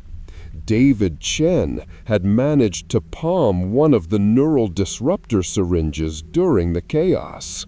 57 minutes, Prophet Ezekiel announced, checking the countdown timer. Enough time for you to experience the beauty of collective consciousness before the final protocol transforms the world. He knelt beside me, the integration serum inches from my arm. Any last words as an individual, Marcus? Yeah, I said, meeting his eyes. David, now! David Chen lunged forward and drove the neural disruptor directly into the neck of the nearest tactical team member. The effect was immediate and devastating. The soldier's synchronized movements faltered, his weapon dropping as his original personality began to surface. "My name is Sergeant Mike Rodriguez," he gasped, looking around in confusion. "Where am I? What happened to my unit?" The disruption of one network node created a cascade effect. The other tactical team members hesitated, their perfect coordination broken as the collective consciousness tried to compensate for the lost connection. It was only a moment of confusion, but it was enough. Dr. Sarah Kim broke free from her restraints and tackled the soldier nearest to her. The freed Inner Circle members, their original personalities now fighting for survival, joined the battle with desperate fury. Rachel Morrison grabbed a fallen weapon and turned it on her former captors. "The control panel!" David shouted over the chaos. "We need to reach the master transmitter!" But Prophet Ezekiel was already moving, his face twisted with rage as he saw his perfect plan unraveling. He lunged for the final protocol controls, his finger hovering over the activation switch. "If I can't have gradual transformation, I'll take immediate conversion," he screamed. 56 minutes is too long to wait." I threw myself at him, tackling him away from the controls just as his finger came down. We crashed into the neural transmitter array, sparks flying as delicate equipment shattered around us. Prophet Ezekiel was stronger than he looked, his hands closing around my throat with surprising force. "You don't understand," he hissed, his eyes wild with fanatic desperation. "Without the network, humanity will destroy itself. The wars, the hatred, the endless cycle of violence. We're the only hope for peace." I managed to break his grip and rolled away, gasping for air. Around us, the battle raged as the freed cult members fought against the remaining tactical team. But we were outnumbered and outgunned. It was only a matter of time before they overwhelmed us. That's when the unexpected happened. Sergeant Rodriguez, his original military training reasserting itself, began coordinating the resistance with professional efficiency. "Kim, Morrison, flank left and secure those weapons. Chen, get to that control panel and shut down whatever you can. Williams, keep that psychopath away from the activation switch." Prophet Ezekiel scrambled toward a backup control station, but I was right behind him. We grappled over the interface, his fingers desperately trying to enter the activation codes, while I fought to stop him. "The biological weapons are already in place," he panted as we struggled. "Even if you stop the final protocol, the automated systems will still trigger the attacks. Millions will die anyway." "Then tell me how to stop them," I demanded, slamming his hand away from the controls. "The master override is in the main building," he gasped, "but it requires biometric confirmation from 3 senior network nodes. Without them, the system is locked." David Chen had reached the neural transmitter controls and was frantically working to disrupt the network connections. "I'm severing the links to the regional agents," he called out, "but the automated systems are on a separate network. I can't reach them from here." The countdown timer showed 53 minutes. Even if we could escape the sanctum, we'd never reach the main building, find the master override, and locate 3 senior network nodes in time to prevent the catastrophe. That's when I remembered something from the archive files. The biometric scanners weren't just for security. They were also connected to the neural network, designed to verify that the person accessing the system was still properly conditioned. "David," I shouted, "the biometric scanners, can you hack them to accept the freed agents?" His eyes lit up with understanding. "If I can modify their neural signatures to match the network protocols, yes, it might work." But Prophet Ezekiel heard our plan and made a desperate lunge for an emergency alarm. "Security breach in the sanctum!" he screamed into the intercom. "All units converge on my location! Protect the final protocol at all costs!" The sound of running footsteps echoed through the corridors above us. Dozens of cult members were converging on our position, and we were trapped underground with limited weapons and no escape route. "How long do you need?" I asked David as he worked frantically at the control panel. "5 minutes to modify the biometric signatures. Then we need to reach the main building," he replied without looking up. Sergeant Rodriguez checked his weapon and grimaced. "We've got maybe 2 minutes before they breach the doors. After that, we're sitting ducks." I looked around the sanctum, searching for any advantage we could use. That's when I noticed the structural supports holding up the ceiling and the explosive charges that had been placed there as part of the compound's security system. "David," I said, a desperate plan forming in my mind, "can you trigger a controlled collapse?" Seal off the tunnels and buy us time to escape through the emergency exits?" He looked up from the controls, his face pale. "That would trap anyone still in the lower levels, including us, if we don't move fast enough." The footsteps were getting closer. We had seconds to decide. "Do it," I said. "It's our only chance." David's fingers flew over the demolition controls as the sound of approaching footsteps grew louder. 30 seconds until detonation," he announced, sweat beading on his forehead. "Everyone needs to be in the emergency tunnel before then, or we're all dead." Sergeant Rodriguez had found the hidden exit, a narrow maintenance tunnel concealed behind a false wall. "Move! Move!" he barked, herding the freed cult members toward the opening. "Single file, no stopping!" Prophet Ezekiel made one last desperate attempt to reach the final protocol controls, but Dr. Kim tackled him to the ground. "You're coming with us," she said grimly. "We need you alive to stop those biological weapons." "I'll never help you," he snarled, struggling against her grip.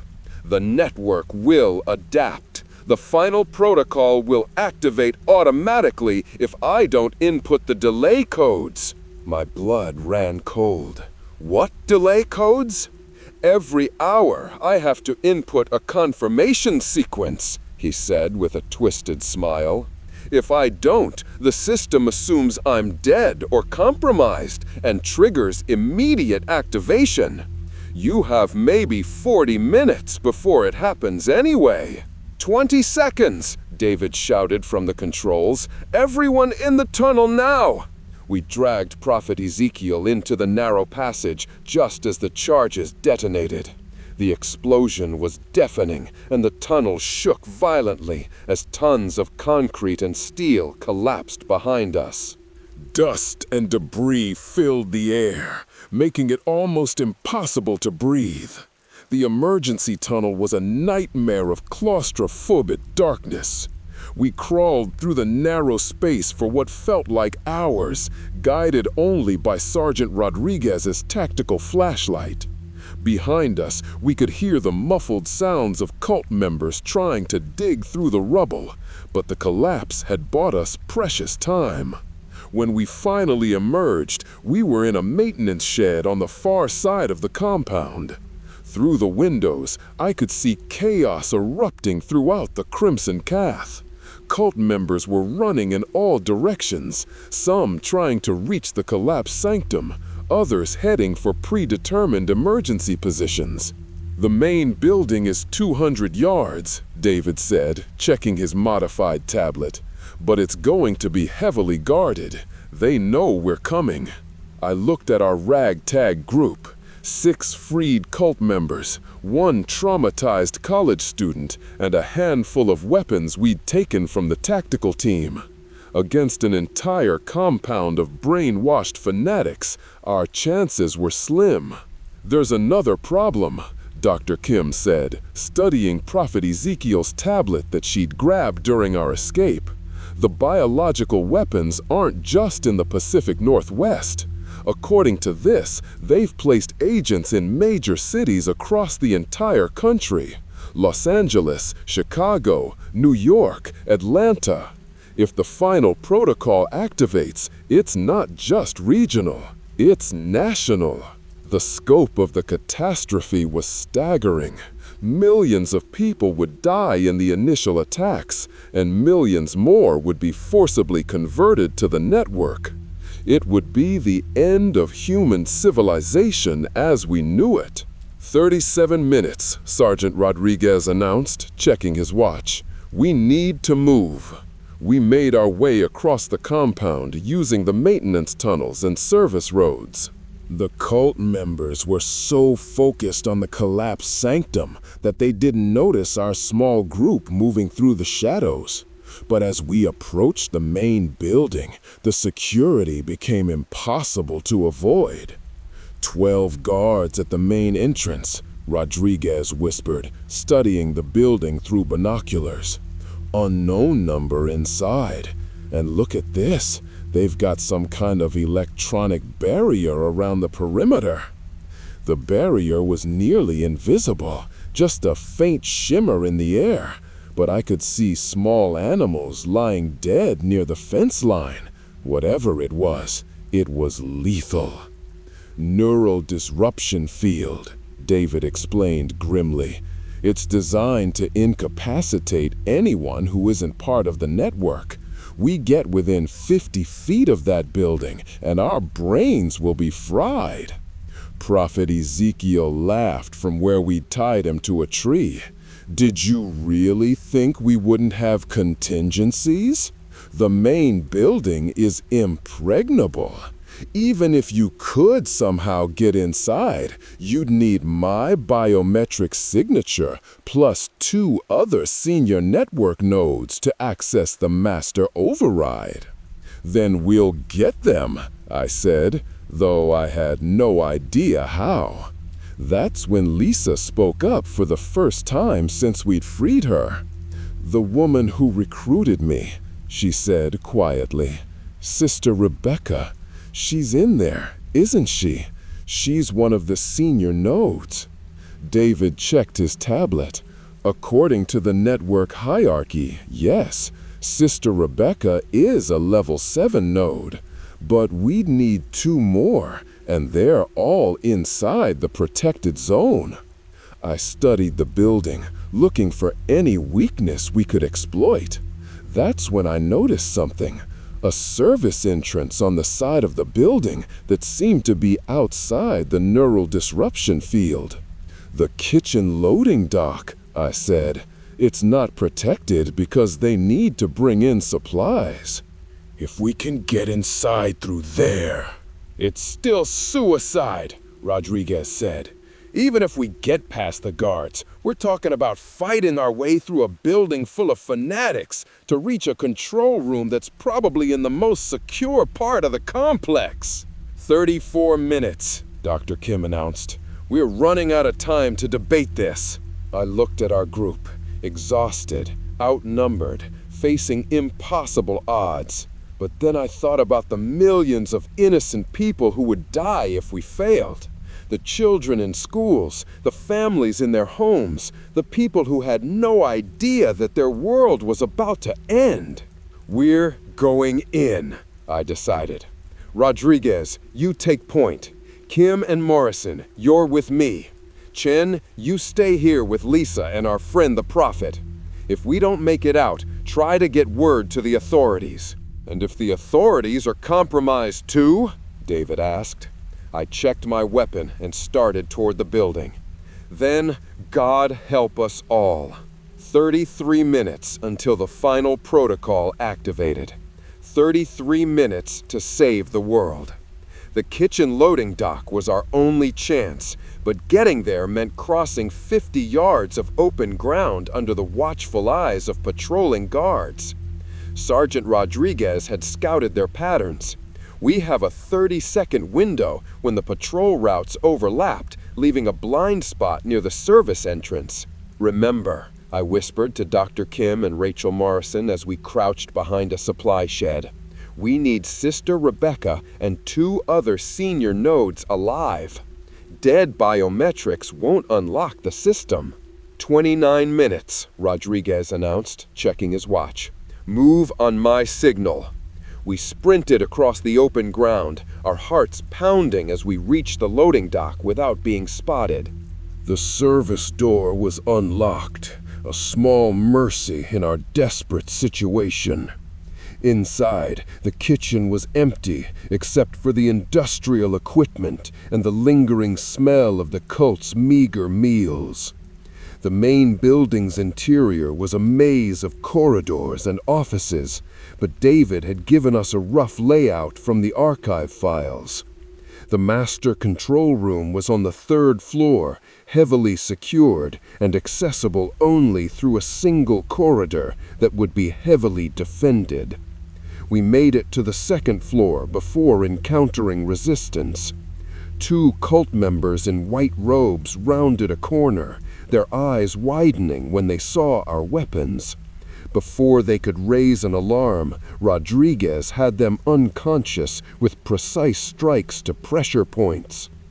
3rd floor, I whispered, pointing to the stairwell. Stay quiet, stay together.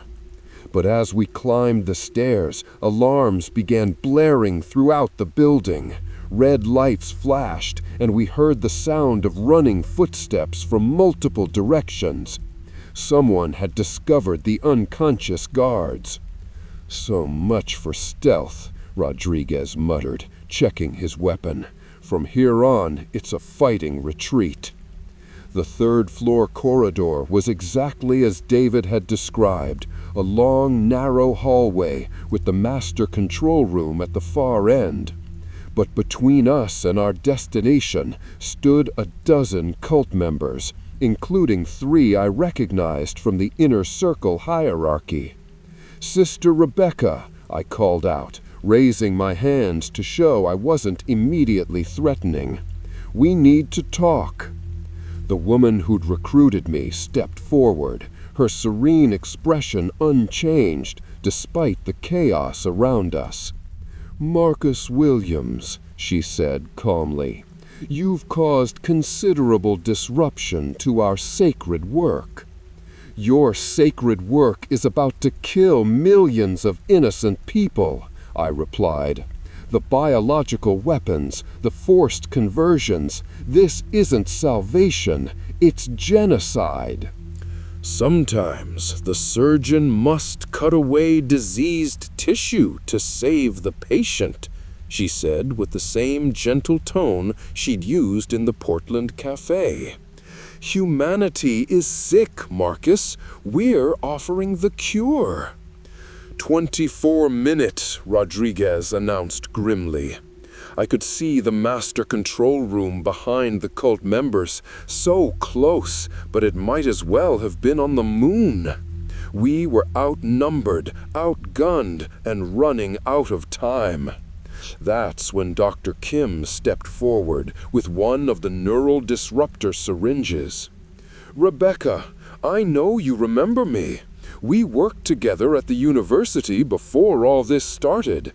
You were Dr. Rebecca Martinez, a brilliant psychologist who wanted to help people heal from trauma. Sister Rebecca's expression flickered for just a moment. That woman is dead. I am reborn in service to the greater good. No, Dr. Kim said firmly. She's still in there, buried under layers of conditioning. Let me help you remember who you really were. Before anyone could stop her, Dr. Kim lunged forward and drove the syringe into Sister Rebecca's arm. The effect was immediate.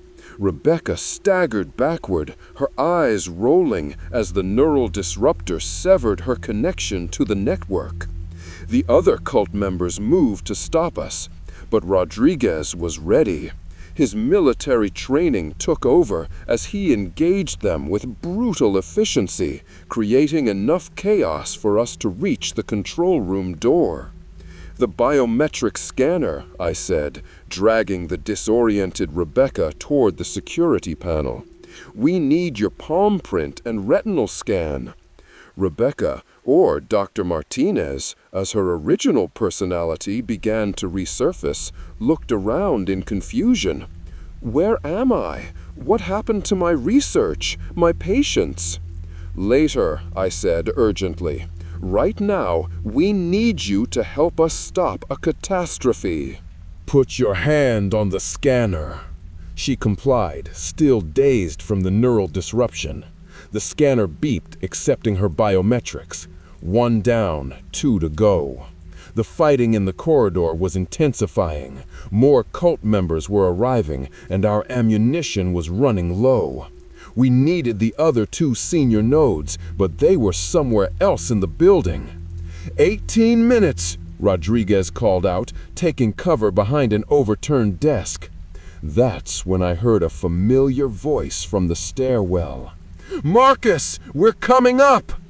David Chen appeared with Prophet Ezekiel in restraints, followed by Lisa and the other freed cult members. "The neural disruption field is down," David explained. "I managed to overload it from the outside, but we've got company. The entire compound is converging on this building." Prophet Ezekiel looked around at the chaos with grim satisfaction. "You're too late," he said. "Even if you reach the master override, the biological weapons are on independent timers.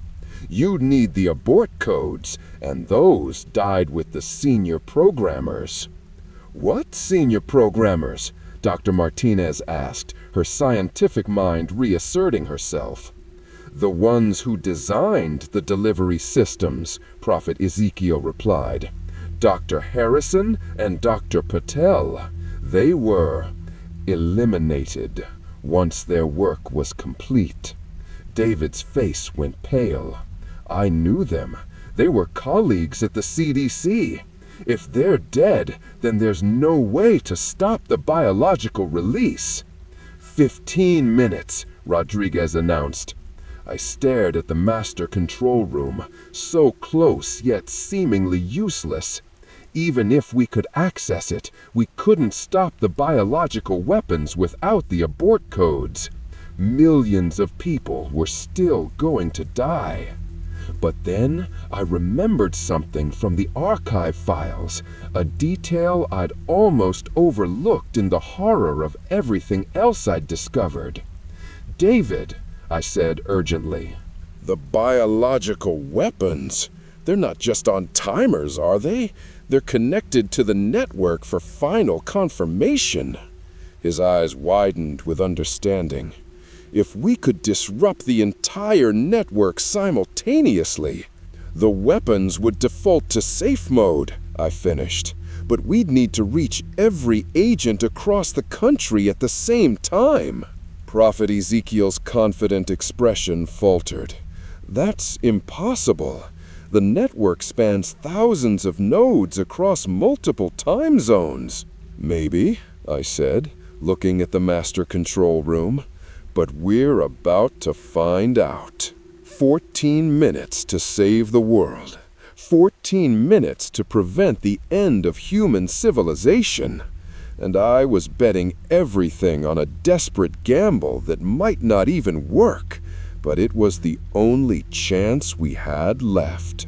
6 months later, I sat in a secure FBI facility, finishing my testimony about the Crimson Path. The official story was that we'd prevented a terrorist attack by a doomsday cult. The truth? about the neural networks, the mind control technology, and the scope of their infiltration remained classified. We'd succeeded, barely. The simultaneous network disruption had worked, causing the biological weapons to default to safe mode and preventing the mass conversion protocol. But the cost had been enormous. Hundreds of cult members had died in the compound's destruction, and thousands of programmed agents across the country had suffered permanent neurological damage when their implants overloaded. The survivors were slowly recovering their original personalities, but many would never be the same. The technology that Prophet Ezekiel had developed was too dangerous to exist, and every trace of it had been destroyed, or so the government claimed. But I knew better. In the weeks following our escape, I'd noticed things. News anchors who spoke with slightly different inflections. Police officers who moved with unusual coordination. Governmental officials who seemed to share the same mannerisms.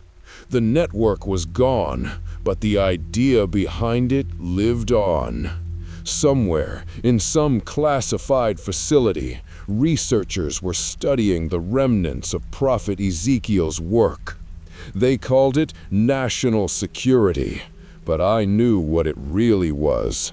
The temptation to create perfect citizens, perfect soldiers, perfect servants.